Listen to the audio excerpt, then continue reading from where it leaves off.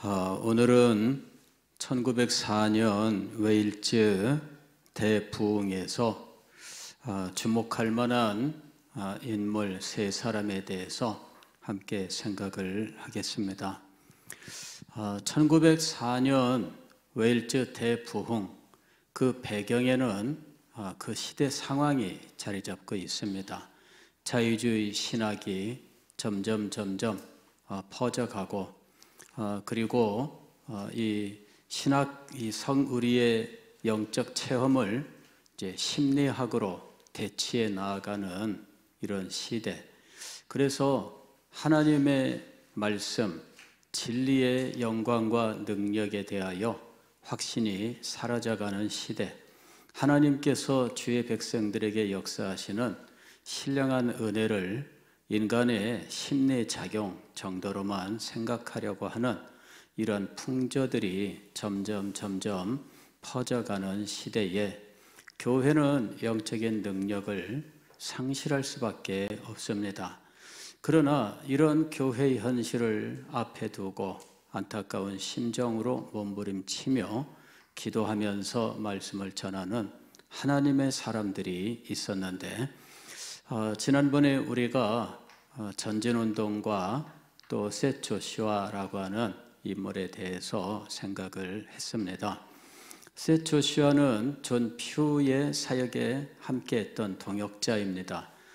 이 분은 주로 웨일즈 남부지방에서 사역을 하던 분인데 1904년에는 웨일즈 서쪽 해안지대를 중심으로 해서 집중적으로 집회를 인도하고 있던 상황이었습니다. 그 지역은 웨일즈로 보면은 이제 저쪽 대서양 서쪽으로 있는 이 마을들이 이렇게 이어지는데, 이제 거기에 등장하는 이 중요한 이 지명들이 있습니다. 그 지명이 이제 카디건셔라고 하는 지명이 있습니다. 이거는 우리로 치면은 뭐 일종의 경상남도 이런 식으로 말할 수 있는 이런 큰 이제 이 행정구역 단위입니다. 그리고 이제 어느 정도 크기의 행정 단위인지는 제가 잘 모르겠어요. 아마도 한 군 정도가 되려는지 아마 그 정도 될 것 같아요. 한 군 정도 되는 이런 크기의 가령 이 김해군이라든지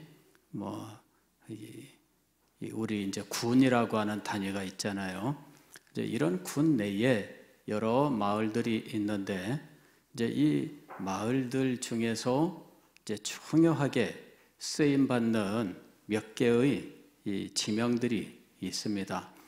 이제 그 중에서 뉴키라고 하는 마을이 있는데 자그마한 이제 해안 마을입니다.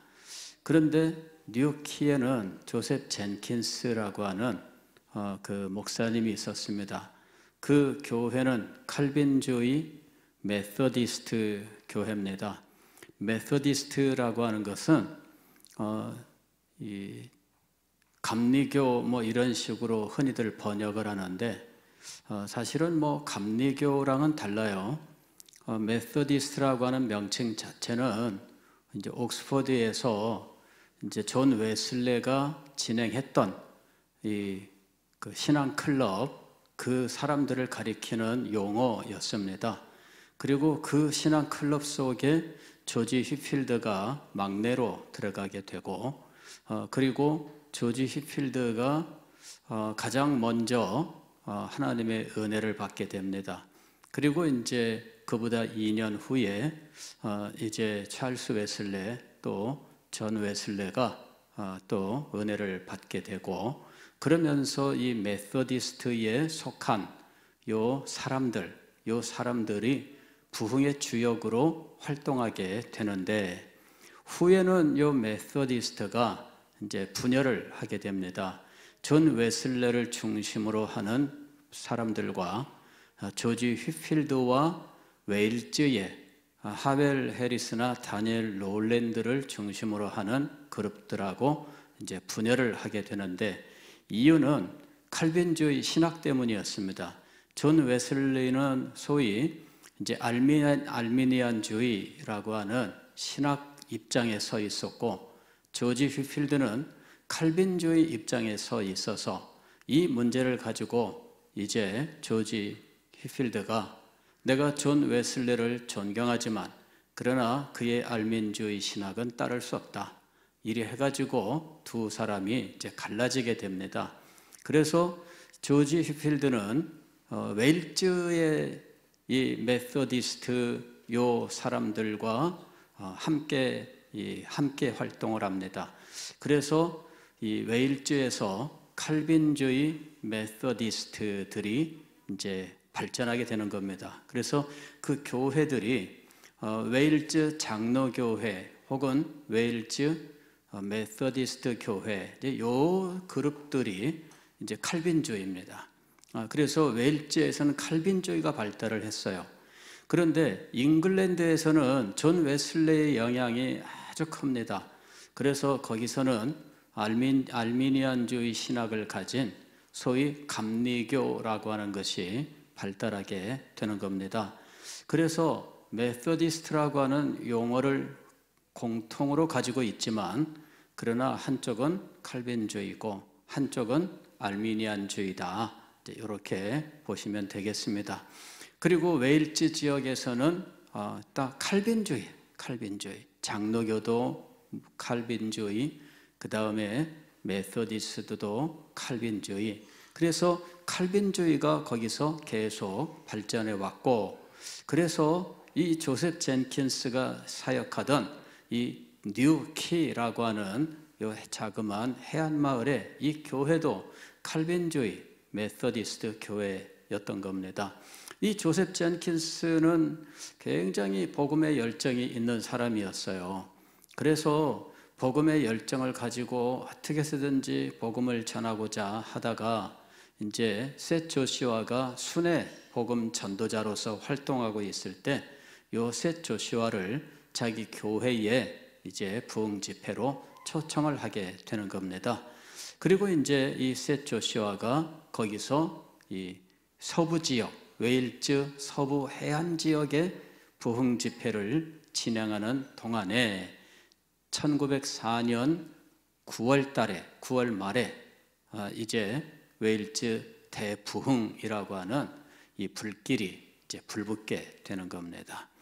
그래서 등장하는 인물이 셋 조슈아, 그 다음에 조셉 젠킨스, 그리고 그 집회에 참석했던 청년 에반 로버츠, 이렇게 이제 등장하는 겁니다.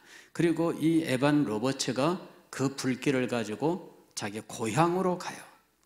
그리고 고향에 가서 고향 청년들에게 지금 하나님의 은혜가 임하고 있다, 이러면서 이 청년들을 계속 불러서 교회에서 기도 운동을 시작을 했는데, 그 기도회에 압도적인 하나님의 은혜가 임하고, 그때로부터 에반 로버츠는 이 청년들을 둘씩 이 웨일즈의 산악 탄광 마을마다 전도 여행을 보내는 거죠.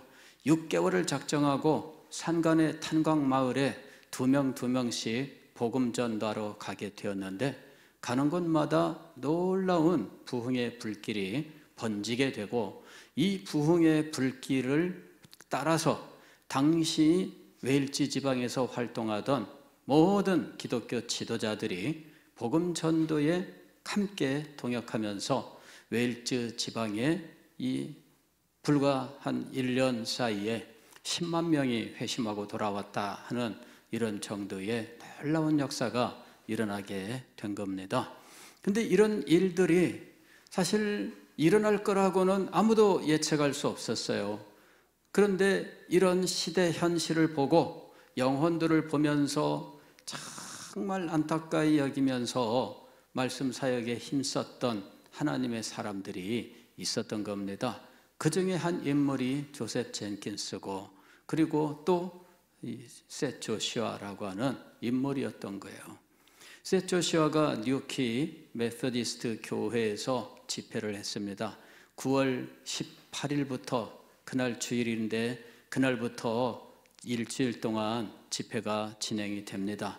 그리고 그 집회 동안에 하나님께서 놀랍게 은혜를 내리셨는데, 주일날 집회가 시작이 되었고 월요일 날부터 뜨거운 열기가 있었는데, 화요일날 하나님께서 얼마나 은혜를 베푸시는지, 나는 수차례 예배를 폐회했지만 그럼에도 불구하고 다시 예배가 시작되는 것을 통제할 수 없었다, 이렇게 이야기합니다. 그러니까 예배가 끝날 수가 없는 거예요. 말씀을 전하고 기도하고 이제 끝났습니다 하는데 또 시작되고, 그리고 다시 말씀을 전하고 이제 기도하고 이제 끝났습니다 그러는데 또 시작이 되고, 이게 막을 수 없는 이 기도, 그리고 간절히 은혜를 사모하는 이 사람들의 이 열정, 이것이 그냥 집회를 끝낼 수 없게 만드는 거죠. 그러니까 계속해서 이 집회는 몇 시간이라도 진행될 수밖에 없었다 하는 것입니다. 22일 날 목요일 집회 때에는 이렇게 일기에 기록이 되어 있습니다. 우리는 예배를 드리면서 시간 감각을 완전히 상실했다. 그게 부흥의 한 모습이에요. 부흥이 없을 때에는 예배 시간이 길어지면 시계를 보고 그 다음에 가방 들고 팍 하고선 튀어나갑니다. 그거는 왜 안 끝내주냐, 그래서 왜 끝나기 전에 나가게 만드냐, 이런 불만의 표출이죠. 일찍 끝내주면 다른 사람들 눈에 내가 안 드러나고 갈 수 있는데, 늦게 끝나니까 부득불 밖에 나가야 되는 내가 사람들 눈에 드러날 수밖에 없어요.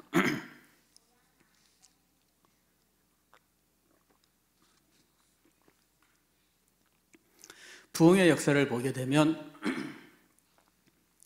집회의 시간 감각이 사라지는 것, 이게 중요한 현상 중에 하나입니다. 하나님의 말씀의 선포와 기도가 계속 진행되는 동안에 성도들은 시간이 얼마나 지났는지 그거랑은 아무 관계없이 오직 하나님께서 베푸시는 은혜 속에서만 지내고 있더라 하는 것이죠. 그리고 그 집회가 날마다 끊이지 않고 진행되는 특징이 있습니다.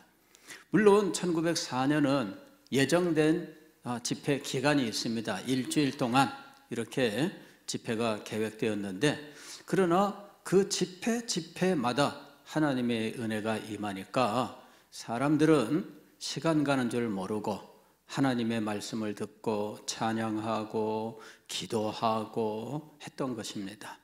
그리고 이제 일주일 집회가 끝난 다음에 이제 뉴캐슬 엠린이라고 하는 곳으로 조세 조시아가 이제 집회 장소를 옮깁니다. 즉 거기 뉴캐슬 엠린이라고 하는 곳에는 그 당시에 이제 신학교가 거기에 있었고, 신학생들이 이제 개강을 앞두고 이제 그 곳에 와 있던 참이에요. 이 뉴캐슬 엠린은 제가 이제 한번 갔습니다.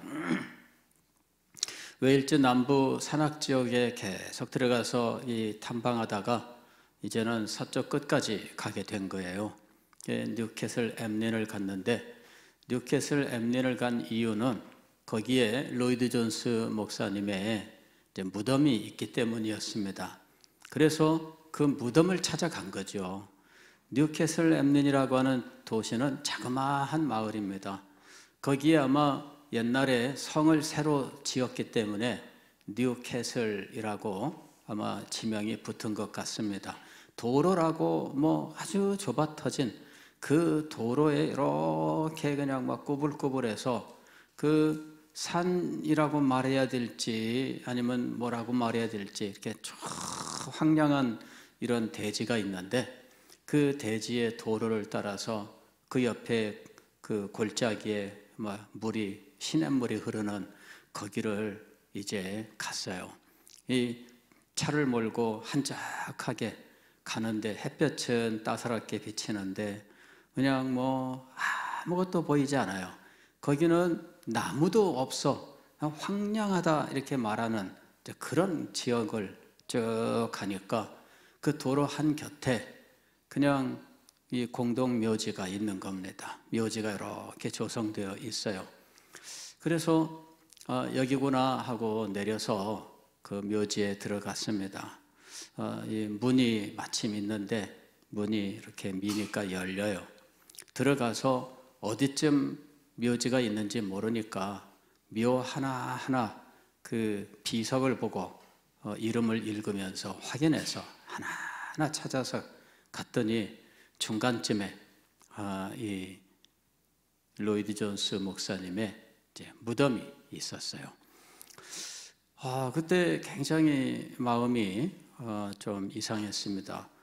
이분은 왜 여기에다가 이 무덤을 썼나 하고 많은 지역에 다른 곳도 좋은 데가 많을 텐데 왜 일제 남부에 사람도 찾아오기 어려운 그리고 주변에 아무것도 없고 묘지 하나만 딸랑 있는 그리고 묘지도 그냥 황량한 이런 대지에 그냥 묘지라고만 딱 이렇게 있어서 모양이 별로예요.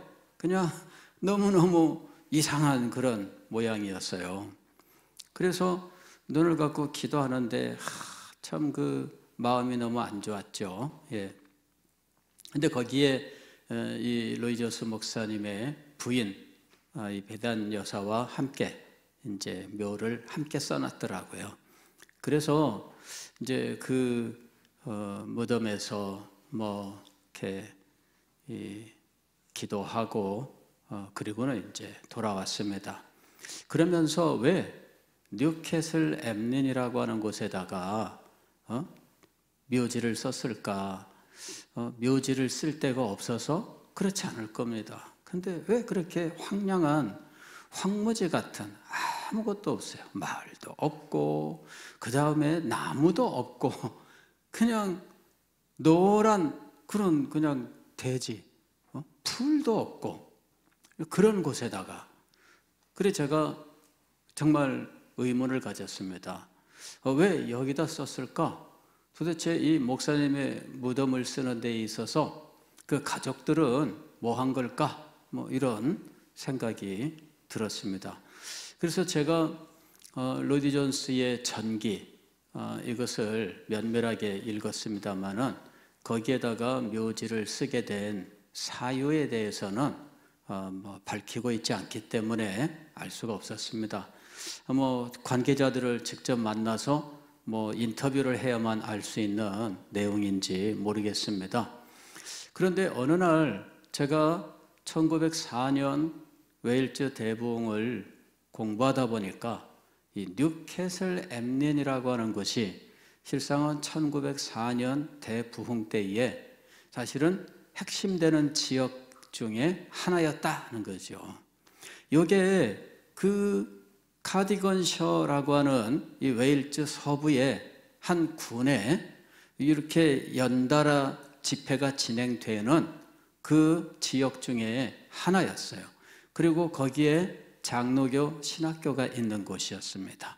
그래서 이 장로교 신학교는 하웰 해리스의 그 신학교가 그쪽으로 이사를 한 거예요. 그래서 그 신학교가 웨일즈 장로교회 신학교고 그 다음에 그 신학교 학생들이 이 부흥에서 중요한 역할을 하게 됩니다. 그래서 그냥 혼자 추측으로는 로이드 존스 목사님이 1904년 대부흥 이것을 소망하면서 그곳에서 뉴캐슬 엠린을 내려다볼 수 있는 이 산등성이에 무덤을 쓴 것일까? 뭐 이런 생각을 해봤습니다. 왜냐하면은 로이드 존스 목사님은 평생 이 부흥을 소망하면서 부흥을 증거하면서 살았던 분이기 때문에 부흥으로 그 평생을 해석할 수밖에 없다 이렇게 생각하기 때문입니다. 자, 이제 셋 조슈아가 뉴캐슬 엠린에 와서 집회를 진행합니다. 그리고 그 동안에 이 셋 조슈아가 뉴캐슬 엠린에 와서 부흥회를 진행할 때 신학교 학생들이 그 조슈아의 집회에 많이 참석을 합니다. 그때 에반 로버츠도 그 집회에 참석을 해서 은혜를 받아요. 그러나 거기에서 가까운 블레너네너치라고 하는 그 마을이 있는데 거기에서 조셉 젠킨스 목사가 부흥 집회를 시작을 하게 됩니다.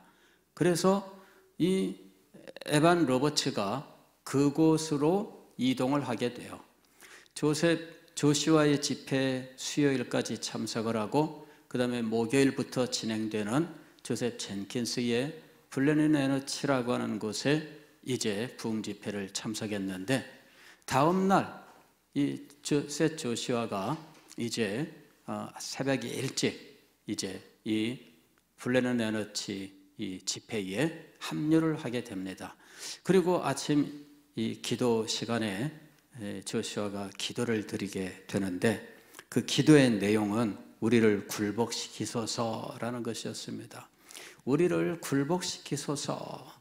그 기도를 들었을 때에 에반 로버츠의 마음속에 내가 기도해야 되겠다. 이제 이런 생각이 든 거예요.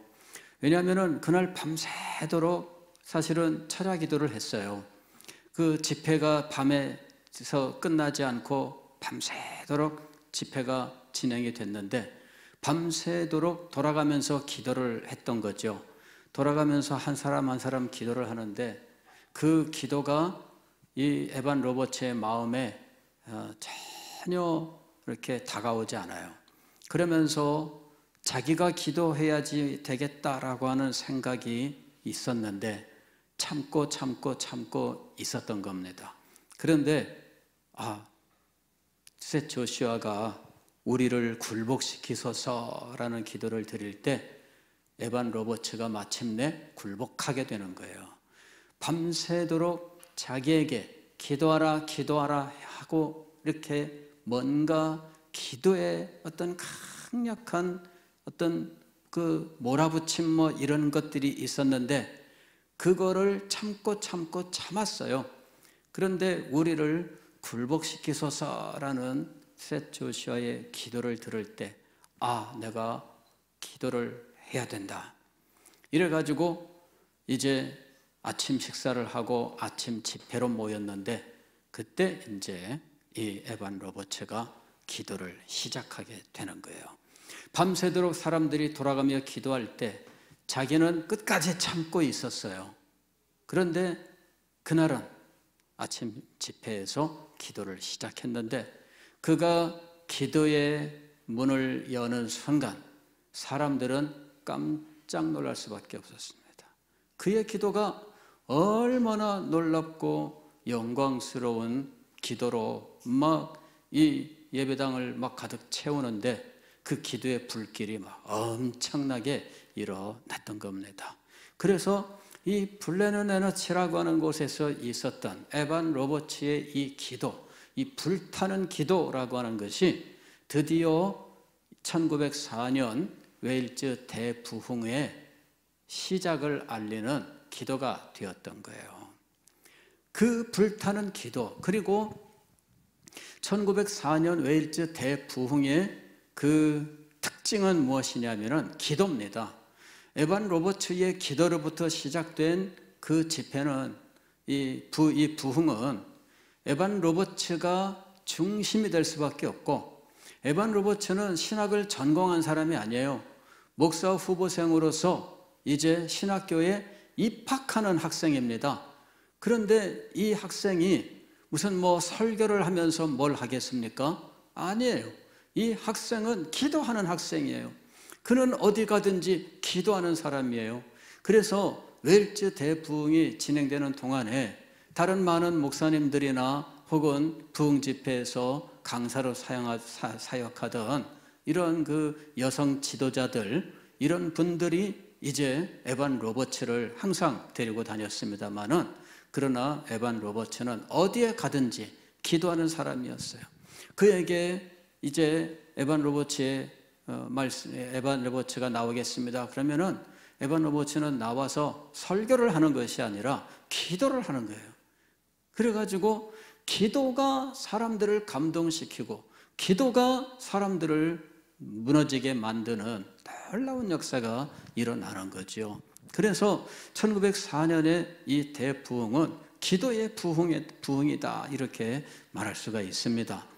물론 이것이 나중에는 진리를 드러내야 하는 이 부흥의 이 역사가 기도만으로 되어서 진리의 영광이 나타나는데 한계가 있었다라고 하는 지적이 있습니다. 그러나 이 에반 로버츠가 진리의 영광을 드러내는 데에는 한계가 있었다라고 하는 평가가 있습니다. 그래서 그건 좀 아쉽습니다.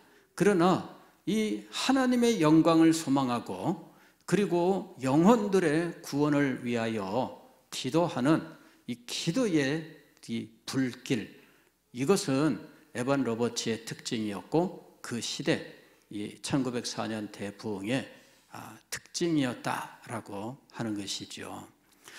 여러분, 하나님께서는 부흥을 주실 때에 그냥 늘 로이드 존슨은 갑작스럽게 임하는 것이 부흥이다 이렇게 이야기를 하고, 또 이 조나단 에드워즈는 이 서프라이징이란 말을 써서 부흥을 설명을 했습니다. 서프라이징이 뭐예요? 이게 깜짝 놀라게 하는 거잖아요. 오늘날에는 미국에서 생일 파티할 때 선물, 요거를 서프라이즈나 그래요. 서프라이징. 선물을 주면은 두근두근 하는 마음으로 선물 포장을 딱 개봉하고, 선물을 보면 선물 받은 사람은 깜짝 놀랐다는 표시를 해야 됩니다. 어머나 하면서 이 서프라이징입니다. 그런데 조나단 에드워즈가 부흥을 설명할 때 서프라이징이란 말을 써요. Surprising work of God. 그래서 하나님의 놀라운 사역인데 깜짝 놀랄 만한 하나님의 역사, 이렇게 말하는 거죠. 이게 부흥이었습니다. 그래서 갑작스러운 또 깜짝 놀랄 만한 이런 것들이 부흥이라고 말하는데, 그러나 사실은 하나님께서는 이 부흥을 주실 때에 사실은 부흥을 받을 수 있도록 사람들을 예비하시고 부흥이 임할 수 있는 상황을 만들어 주셨다는 거예요. 1904년 부흥은 이것을 아주 잘 보여줍니다. 인물들이 준비되어 있었어요. 그 시대에 영적으로 신학의 쇠퇴나 이런 것들이 있었다고는 해도 이런 현실을 두고 안타까워서 복음을 전하고 진리를 전하고자 하는 하나님의 사람들이 있었던 거지요. 그래서 웨일즈의 산악지대 산골짜기를 둘러서 뺑 돌아가는 이 남쪽, 서쪽, 북쪽의 해안 중심으로 이 마을들이, 이 도시들이 있는데, 이 도시들에서 집중적인 부흥 집회를 인도하는 사역자들이 활동하고 있었어요. 북쪽에서는 리차드 오원이라고 하는 분이 활동을 했고, 그 다음에 남부에서는 이 셋 조슈아가 활동을 했고, 그리고 이 사람들이 또한 웨일즈 전체에 다니면서 복음을 전하는 사역을 하고 있었던 거죠.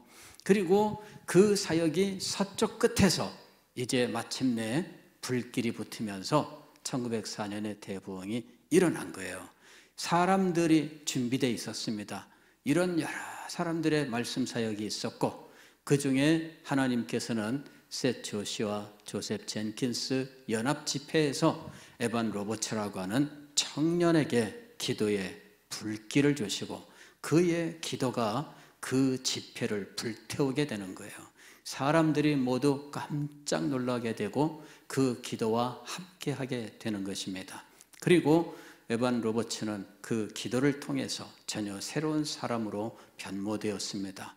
그는 이제 자기 고향 마을에 청년들을 다시 불러 그들을 세우고 그들과 함께 웨일즈를 복음하는 일에 헌신하자, 이렇게 결심하게 되는 겁니다. 그래서 신학교 입학이라고 하는 일생일대의 일이 자기 앞에 놓여져 있었는데, 이 일을 위해서 10년 이상 기도하면서 준비했는데, 그러나 그는 이것을 뒤로 미룬 채 고향 마을로 가게 되는 겁니다. 주님께서 그에게 10만 명 회심의 비전을 보여주셨기 때문이었습니다.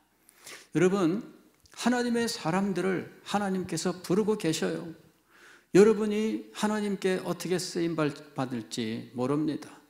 여러분의 마음속에 하나님의 나라에 대한 소망이 있고 주님께서 이 땅을 새롭게 하실 것을 간절히 열망하는 소망이 있다면 여러분 그 마음을 가지고 기도하십시오. 주님께서 여러분을 사용하실 것입니다.